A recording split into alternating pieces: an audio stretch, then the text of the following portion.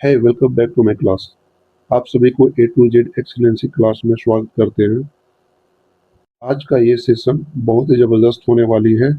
इसमें हम real number के चैप्टर को बहुत ही बारीकी से, बहुत ही डीपली कवर करने की कोशिश करेंगे। तो चलो बिना किसी डिले के, बिना किसी देरी के इस वीडियो को स्टार्ट करते हैं। तो सबसे पहले इस वीडियो में, इस सेशन में क्या क्या कवर करने वाले, कौन कौन से टॉपिक पे बातें करने वाले हैं, तो उसके बारे में चलो डिस्कस कर लेते हैं। तो स्टार्टिंग करते हैं टॉपिक वाइज, जो कि स्क्रीन पर दिख रहा होगा गाइस।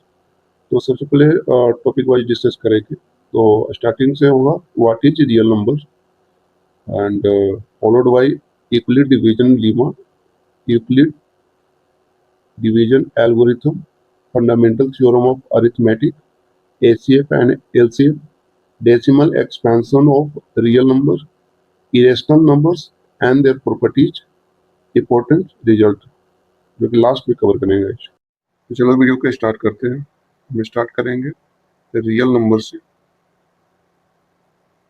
सबसे पहले समझने का प्रयास करेंगे कि रियल नंबर होता क्या है। ठीक है, तो इसको इंग्लिश में डेफिनेशन लिख लेते हैं। At all numbers which is या which can be represent on line number.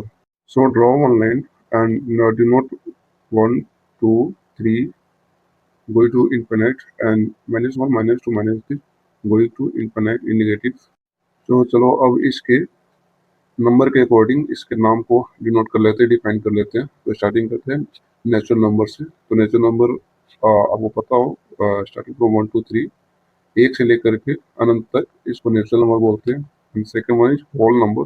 Whole number को अगर नेचुरल नंबर में जीरो मिला दे तो इसको होल नंबर बोल सकते हैं। And another one is integers. तो नेचुरल नंबर और होल नंबर के एडिशन को इंटीजर्स बोलते हैं। And another one is rational number, right. तो रेशनल नंबर वास्तविक संख्या, जिसको पी बाई क्यू के रूप में लिखा जा सकता है, राइट। इसको रेशनल नंबर जहाँ Q will not be zero, जहाँ क्यू जीरो नहीं होगा, राइट। तो वीडियो को आगे बढ़ाते हैं और नेक्स्ट नंबर को डिफाइन करते हैं, दैट इज इरेशनल नंबर। तो इरेशनल नंबर वो नंबर होता है जिसको पी बाई क्यू के रूप में नहीं लिखा जा सकता, right. So which can not be written as P by Q, whereas 22/7 is a rational number, right. तो चलो स्टार्ट करते हैं, नेक्स्ट टॉपिक पर बढ़ते हैं। तो नेक्स्ट टॉपिक है Euclid division, Euclid division lemma, right. तो according to Euclid division lemma, consider A B C positive integers को अगर कंसीडर करें तो आप इसको इस फॉर्म में लिख सकते हैं, a equal to B Q plus R for any two positive integers a and b, whereas q को आप whereas 0 less than equal to r less than b। चलो एग्जाम्पल के साथ समझने की कोशिश करते हैं। तो 20 को पहले डिवाइड करते हैं और यूक्लिड डिवीजन लीमा के फॉर्म में लिखते हैं, you will get the result which is shown on the screen. तो चलो आगे बढ़ते हैं। Next topic is Euclid division algorithm. ये एल्गोरिथम मेनली ए शेप निकालने के लिए यूज होता है। एग्जाम्पल आपको स्क्रीन पर दिख रही होगी, और 225 एंड 135 का ए शेप निकालने की कोशिश करते हैं। तो ये पैटर्न तब तक चलता रहेगा जब तक कि इसका रिमाइंडर जीरो ना आ जाए। And the last constant will be the last divisor will be the HCF, sorry. तो इसका जो लास्ट का डिवाइजर जो होगा वो एचसीएफ होगा।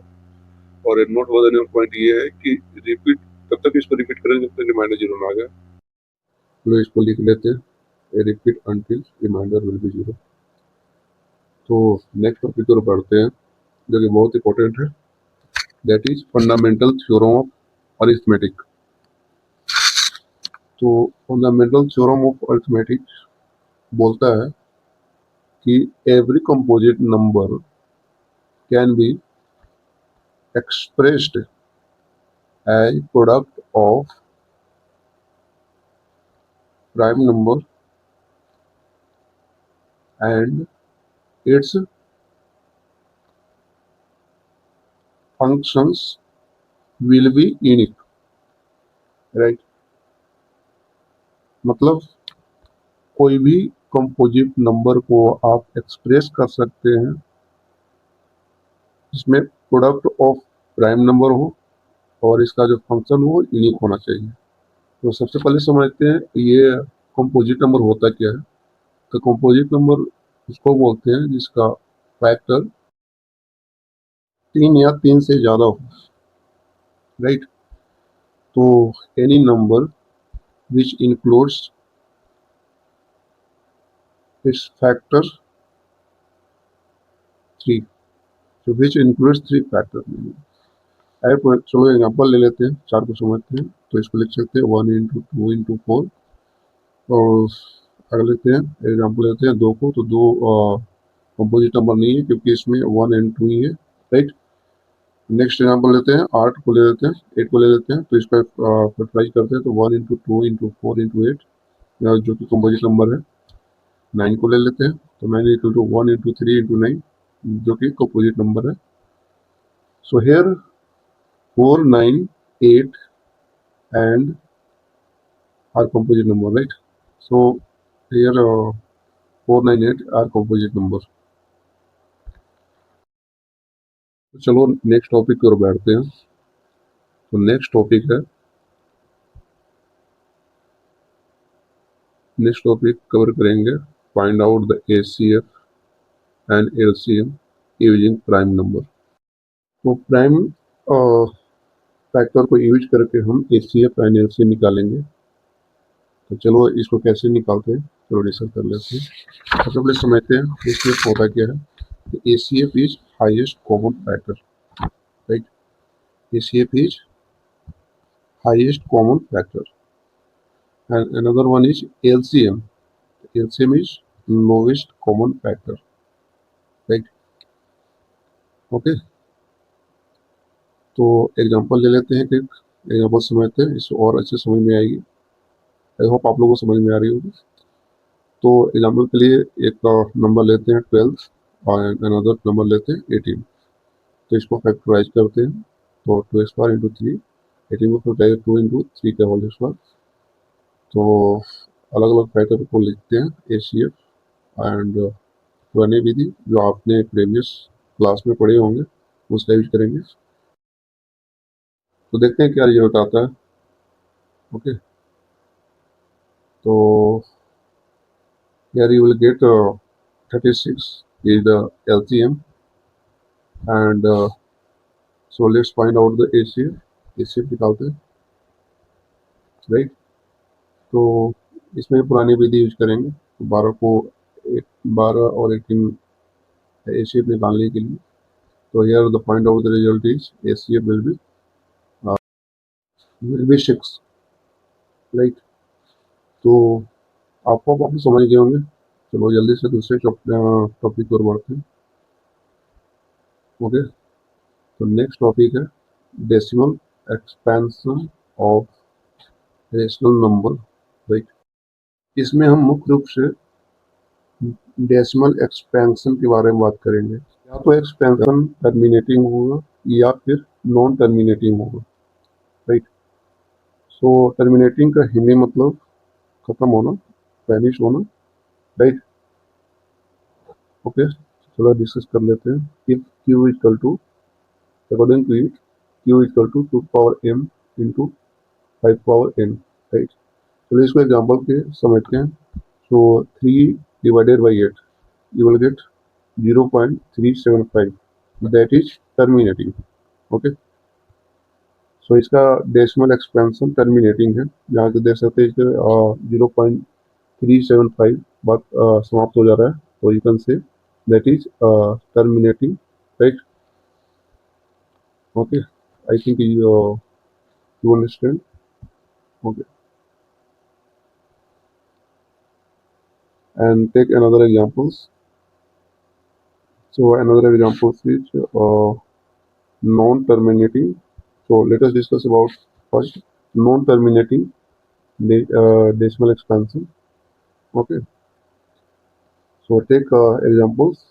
तो इसको इस तरीके से आप पढ़ सकते हैं, non terminating repeating decimal, right.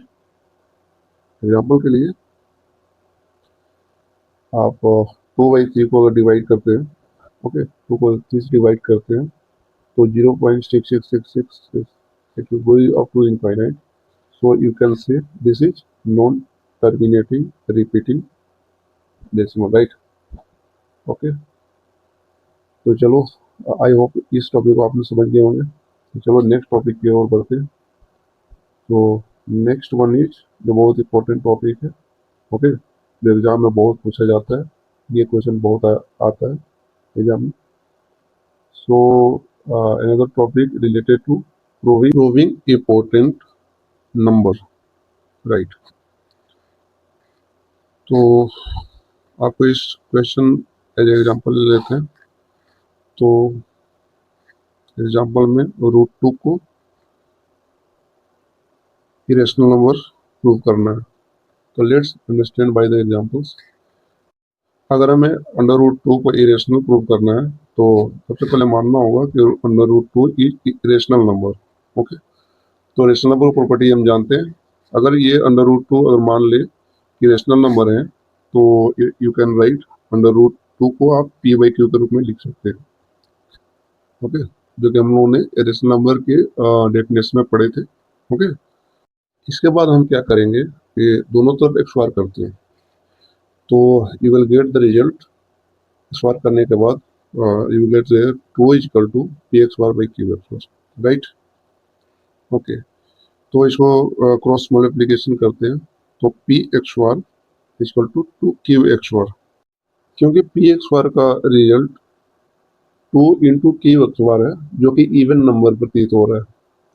चलो मान लेते हैं p(x)y is even, then p is also even, right. अगर p(x)y इवन है तो p भी इवन होगा। तो चलो इस इक्वेशन को आगे बढ़ाते हैं। तो let p is equal to 2k। तो p को ना 2k मान लेते हैं, क्योंकि ये p इवन है तो इसको हम 2k मान सकते हैं, राइट। तो देन दोनों तरफ एक्स बार करते हैं तो they will get the result p(x)y is equal to 2k का whole x bar, right. Sorry, इसको इस फॉर्म में भी लिख सकते हैं, सॉरी इसको इस फॉर्म में भी लिख सकते हैं 2k का whole x bar is equal to 2q(x) bar, right. तो आगे बढ़ते हैं। q(x) bar is equal to 2k(x) bar.